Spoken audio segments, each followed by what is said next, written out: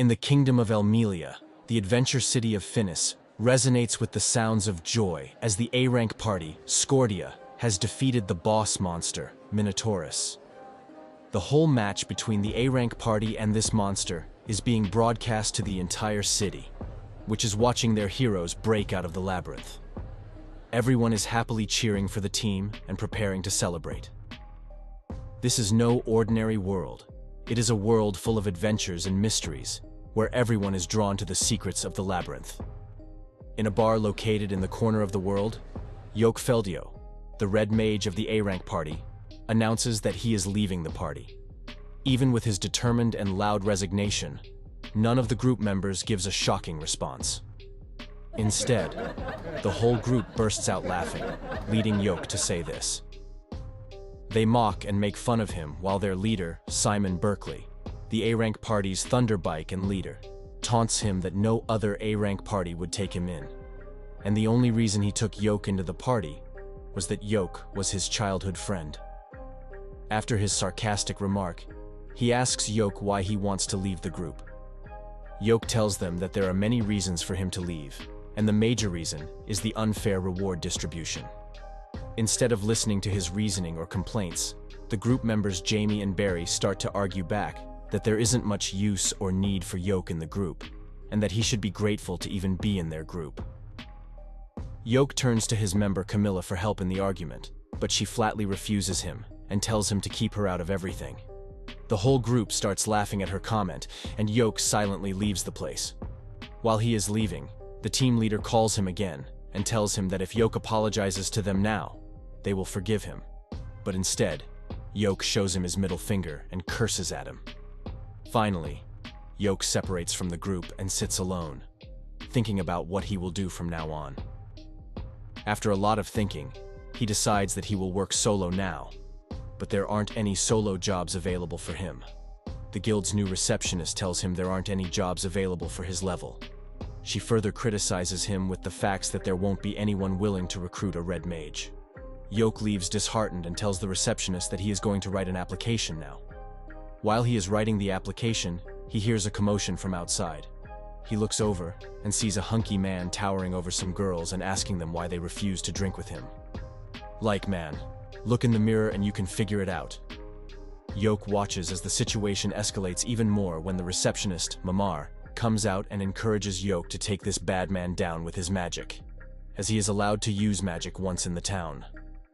Yoke steps into the scene and calls out to the angry madman, who tries to attack Yoke, but Yoke uses his powers and casts a strong spell, Gravity.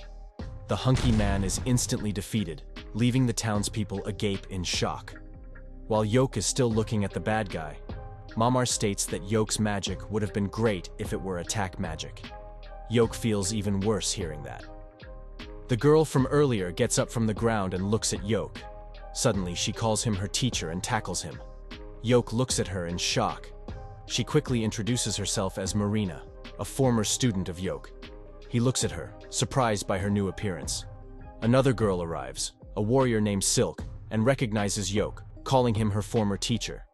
Yoke recognizes her as his former student as well. The girls are still talking with Yoke when he guesses their third member, Rain, a shy girl who arrives at the scene. The girls catch up with him, and Yoke tells them that he has left his old party because he was not strong enough for his old group. But the girls are unwilling to believe that he was a weak adventurer. Marina smiles at him and asks him to join her party. At first, Yoke is unwilling, but with the girls' persuasion, Yoke finally agrees and gives in to their offer. After Yoke's agreement to join their party, Marina suggests that they should all go and fill their stomachs before anything. The girls laugh at her, and they happily go to a restaurant to eat. Another new adventure for Yoke begins with his new adventure party. Marina shamelessly fills her stomach, lining up tons of plates. Silk looks at Yoke and asks if it's okay for him to test them. Despite being on a tight budget, Yoke treats them to a huge feast without showing a single sign of worry on his face. The group then discusses an upcoming mission they are planning to do that day. And Yoke gets up, telling them that their carriage will be there in 3 minutes. This shocks the girls as they are surprised by Yoke's ability to memorize the carriage timing, but he shrugs it off, saying that it's part of his duty. He, along with the girls, heads to the labyrinth location to carry out the mission. They arrive at the abandoned mine labyrinth paintal, where Yoke tells the girls that it is pretty nostalgic for him, as this is the place where he started with his first guild. Yoke suggests they head to the 6th floor to mine, but the girls tell him they haven't been able to get past the boss on the 5th level, let alone go to the 6th floor.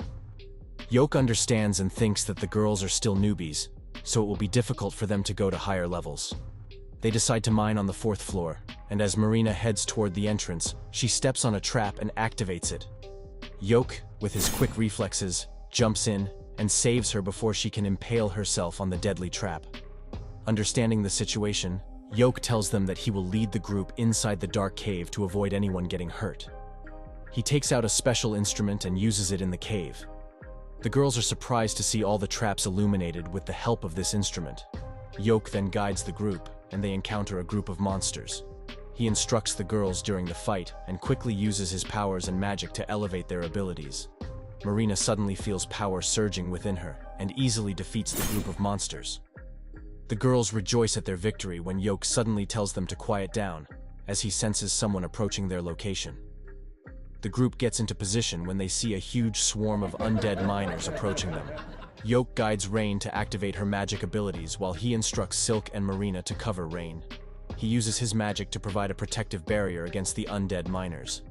As Rain chants her magical incantation, Yoke moves forward and uses his magic object, Holy Water, on the undead miners. Rain, who is losing a lot of mana, receives Yoke's help when he uses a mana replenishing spell on her. With their combined efforts, they easily defeat the undead miners.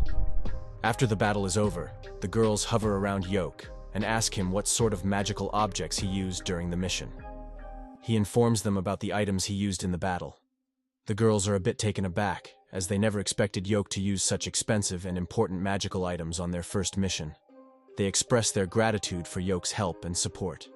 They enter the tunnel and are happy that they will be able to mine at this level of the labyrinth. Marina then whines that she is hungry, but finds it too depressing to eat inside the cave. Yoke declares that he will be serving the girls some hot meals, and they express their surprise, noting that it is almost impossible to cook inside the labyrinth, where firewood and igniters are hard to find. However, Yoke assures them that he can cook any meal with the magical pot in his hands. The girls look at him in shock, but Yoke simply puts down the pot and taps it with the cooking spoon. Within a second, the pot is filled with hot soup. The girls are amazed and watch Yoke in awe as he cooks by himself. He then takes out another set of magical tools and begins to fry some eggs and bacon. Using his magic, he fires up the utensils and, after cooking, dishes out the items in front of the girls. Marina looks at him with doubt, as she is a good lover of food, and her approval is mandatory for everyone to start digging into the meal. She asks Yoke how the soup usually tastes, and he tells them that he has eaten it a lot on the missions he went on with his former team members. He mentions that it seems like a seafood soup, as it smells like one. Marina picks up the soup and takes a little taste, crying out as the soup is super rich and delicious. The whole group soon digs into the food, and all of them praise Yoke for his hard work and effort.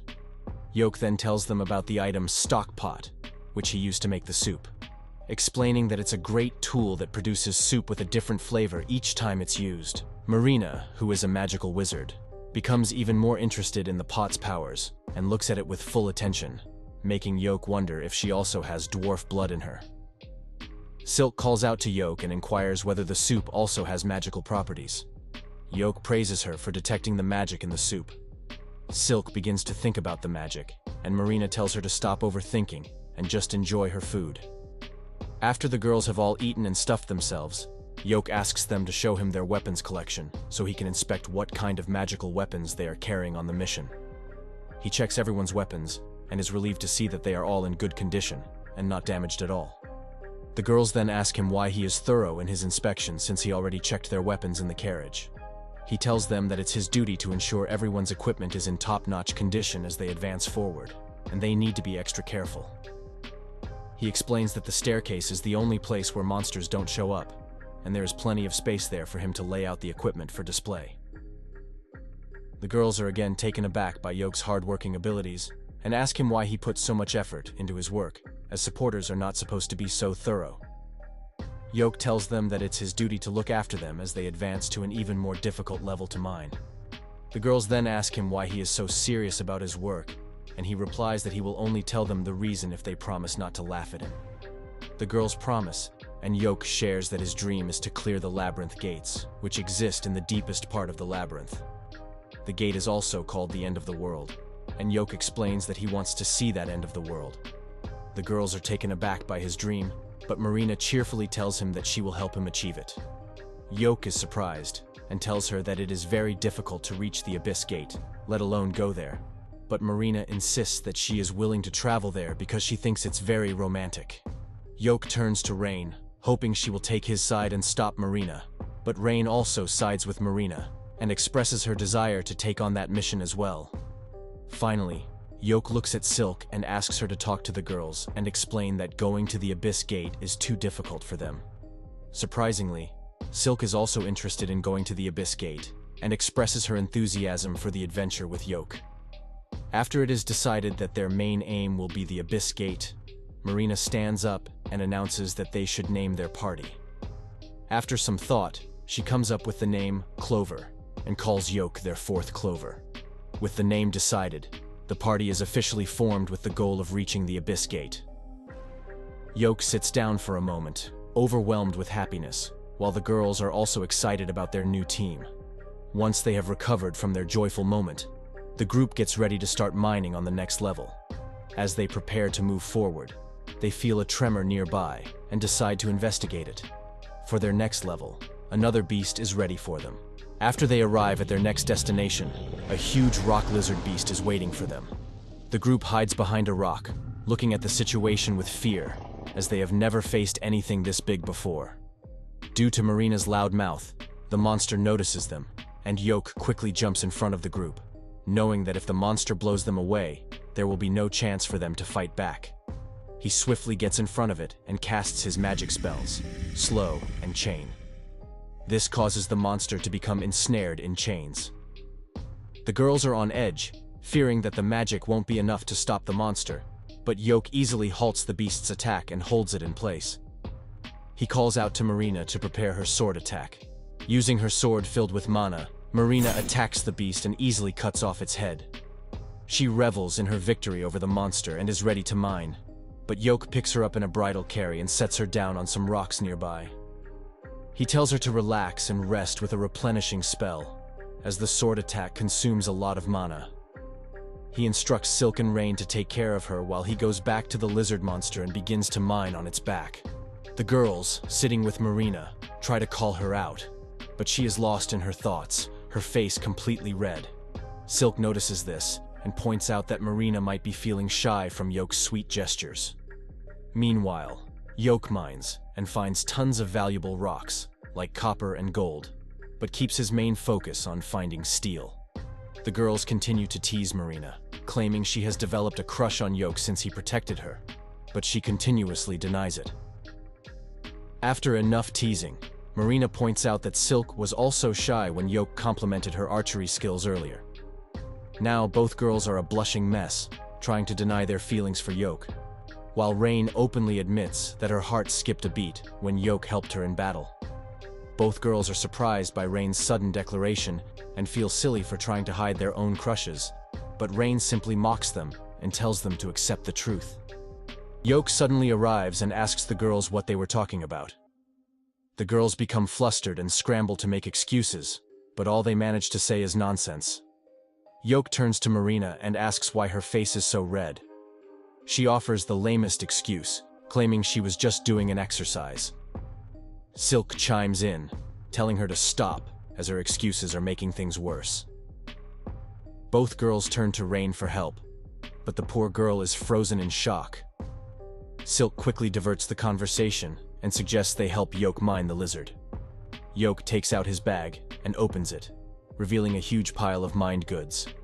The girls are once again surprised by how Yoke managed to gather so much in such a short time. He explains that he's experienced in this kind of work, which is why he could do it so quickly. Silk suggests they move forward and try to defeat another stone lizard, and everyone agrees on the plan. Unfortunately, they can't find any more stone lizards on the 4th or 5th level. and the group arrives at the boss stage of the 5th level. Yoke suggests that if they want to defeat another stone lizard, they can go back, but the group decides they will take on the final boss of the 5th stage and move forward to the 6th level. As they discuss how difficult it will be to defeat a 5th level boss monster, Yoke reassures them that he will do his best in the battle to ensure the group wins. The girls also decide they want to give it their all in the upcoming fight. Yoke ensures the girls that they are strong enough to take down the monster behind that door. Suddenly, they decide their battle should be broadcasted so they can earn more quests afterward. After much discussion, the group collectively agrees to broadcast their quest. They finally turn on the broadcasting tool, and their first ever broadcast as a 4-member group, Clover, begins. The group enters the boss level room and notices the steel crab on the ceiling. Upon their arrival, the crab launches an attack on them, but Yoke quickly uses his magic to counterattack. He swiftly gives instructions to the girls, guiding them for the attack. Yoke casts a series of magic spells: Paralyze, Slow, Collapse, Venom, Blindness, and Chain, to weaken the crab. The girls are increasingly amazed by the numerous spells being cast at the same time. With his final spell, Gravity, the crab collapses right in front of them. Yoke, intending to ask Marina to attack the crab, notices that the monster isn't moving at all. Upon closer inspection, he realizes that he accidentally killed the crab instead of allowing the group to participate equally. Surprisingly, the girls are not upset about missing out on the battle. Rather, they are happy that the monster is dead. Both Silk and Rain curiously ask Yoke how he was able to cast multiple spells at once. Yoke simply explains that he can do it easily, thanks to his combat combination. The girls are even more thrilled to witness such an amazing fighting style. After their little victory celebration, the group moves forward to collect the treasure chest, which is filled with tons of gold and jewels. The group beams with happiness at their new achievement. Marina asks Yoke if the jewels can be exchanged for money, and when he confirms, she has a mischievous glint in her eyes that clearly shows her intentions of using the money to buy food. The group agrees to celebrate with her. Meanwhile, Yoke's previous A-rank party faces challenges of their own, as another member leaves the group due to their recent losses in battles. The leader tries to call him a coward, but the departing member argues that the group lacks abilities and skills, leading to inevitable losses in upcoming fights. The girl from Yoke's previous party, who once mocked him, finally realizes her mistake. She tells the leader that perhaps Yoke was the one backing them up during missions, and his skills were what kept the group intact. The leader boils with anger upon hearing Yoke's name. A few hours earlier, in the 4th level of the labyrinth, Yoke's previous party was surrounded by dire wolves as soon as they entered. The group struggled to defeat these monsters, noting that these fire wolves were even stronger than before. The leader was having a tough time keeping up with the monsters, and wondered why the party, having reached the maximum level of 10 in their normal powers, was stuck on the 4th level that day. The group tried to blame their predicament on the newcomer, but he refused to take the blame. He reasoned that they should have used beast repellent to avoid a confrontation with these monsters. The leader, however, was unwilling to accept his mistake and continued to argue. The argument between the newbie and their leader escalates when one of the party members, Jamie, gets bitten by the fire wolves. The leader quickly jumps in to rescue her, but he soon realizes she's been hit in a critical spot. He calls for their healer, Camilla, to heal Jamie, only to find out that she has already run out of mana. With no time to waste, Simon picks up Jamie and makes a run for the exit. As he sprints, he tries to fend off some fire wolves, but he quickly realizes that not a single hit of his has landed. The newbie informs him that the dire wolves are incredibly tough to defeat. As they make their escape, Simon asks Camilla for a mana potion, but she replies that she's out of those as well. He turns to the other group members, but it turns out that none of them is carrying a healing potion. Just then, the newbie offers his own healing potion to save Jamie, asking Simon to pay him back later, as he had clearly stated that everyone must cover their own supplies when joining the party. This sparks another heated argument between Simon and the newbie, with Simon blaming him for being too arrogant, and the newbie countering that it's Simon's duty to ensure the group's safety. Amidst the chaos, the newbie announces that he plans to quit the group under such a lousy leader, which only ignites further conflict between them. They begin to fight, while the other members try to separate them. Meanwhile, Yoke and the girls are celebrating their victory against the 5th level boss. The girls thank Yoke for his hard work and offer him a feast of delicious food. This overwhelming kindness brings tears of joy to Yoke's eyes as he happily scans the spread before him.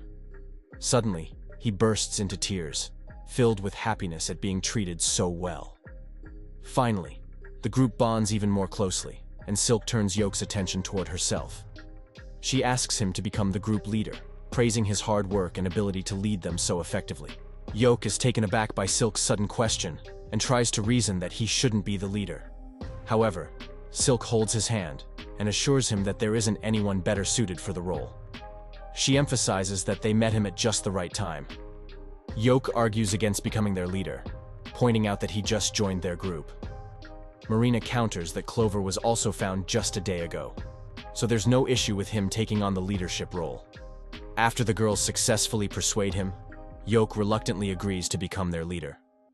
With the leadership decided, Yoke tells the girls they should now redistribute the money they earned.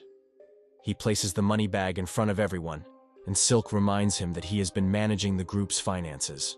The group reveals that they are seriously saving up to buy a base house for themselves. Yoke smiles at the girls and expresses his desire to support them as much as he can. He then asks Silk how much time they typically take to rest. She replies that they rest for about 2 days and asks Yoke if that's okay with him. He smiles and assures them that the rest time is perfectly fine.